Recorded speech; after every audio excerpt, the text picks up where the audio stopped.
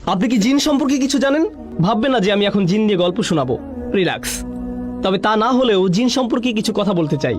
জিনেরা দূর দূরান্তে ঘুরে বেড়ায়, এজন্য তাদের কোনো পাসপোর্ট লাগে না, রাইট? ফলে তারা এক সাংস্কৃতিক পরিবেশ থেকে আরেক সাংস্কৃতিক পরিবেশে চলে যায়। এমনকি পুরো গ্যালাক্সি জুড়ে তারা ঘুরে বেড়ায়। আপনি হয়তো জানেন কিছু জায়গায় তারা যেতে পারে না, কেবল অনুমতিপ্রাপ্তরাই সেসব স্থানে যেতে পারে।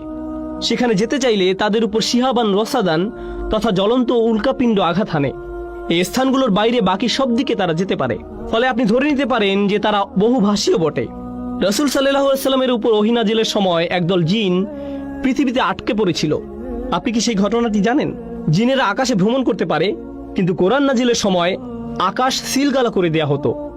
ফলে তারা তখন সেখানে যেতে পারতো না। এসব প্রতিরোধ কোত্থেকে আসছে? ফেরেশতাদের নিরাপত্তা ব্যবস্থা তো আগে কখনো এত কড়াকড়ি ছিল না। এসব ভেবে তারা হয়রান হচ্ছিল। যাই হোক, তাদের চলাচলের কমন জায়গাগুলোতে যাওয়ার অনুমতি না থাকায় তারা পৃথিবীতে আটকা পড়ল। এ কারণে সূরা জিনে আল্লাহ বলছেন, আল্লাহ নুজিজাল্লাহ ফিল আরদ। আমরা জানি যে পৃথিবীতে আমরা আল্লাহকে পরাস্ত করতে পারবো না। তারা একবারও আকাশের কথা উল্লেখ করেনি। এর কারণ কি? কারণ তারা সেখানে যেতেই পারছিল না। তারা তখন পৃথিবীতে আটকা পড়েছিল। ফলে তারা এখানেই ঘোরাফেরা করছিল। তাদের এমনই একটি দল রাসূল সাল্লাল্লাহু আলাইহি সাল্লামের পাশ দিয়ে যাচ্ছিল। তিনি তখন কোরআন তেলাওয়াত করছিলেন। তারা সবাই থেমে গেল। তারপর তারা তেলাওয়াত শুনতে লাগলো। জিনেরা তেলাওয়াত শুনতে লাগলো।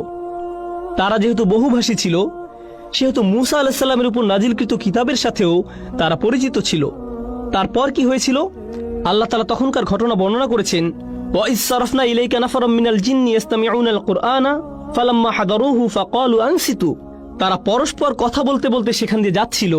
যখন তারা কোরআন তেলাওয়াত শুনতে পেল, আল্লাহর ভাষ্য অনুযায়ী তারা পরস্পরকে বলল, চুপ করো, শোনো। কি বলছে শোনো। আনসিতু ফালাম্মা কুদিয়া। যখন তেলাওয়াত সমাপ্ত হলো, তখন তারা তাদের জাতির কাছে ফিরে গেল, মুনজিরিন, তাদেরকে সতর্ক করতে। ইয়া কওমানা ইন্না সামি'না কিতাবান উনজিলা মিন বা'দি মূসা। আমরা এমন এক কিতাব শুনে এসেছি যা মূসার পরে নাজিল হয়েছে। তারা মাত্রই তখন তেলাওয়াত শুনেছে এবং শুনেই তারা অভিভূত হয়ে পড়েছে। জিনেরা অভিভূত হয়ে পড়েছে, অথচ এই কিতাব প্রথমত এসেছে মানব জাতির কাছে। তাহলে আমাদের প্রতিক্রিয়া কোথায়?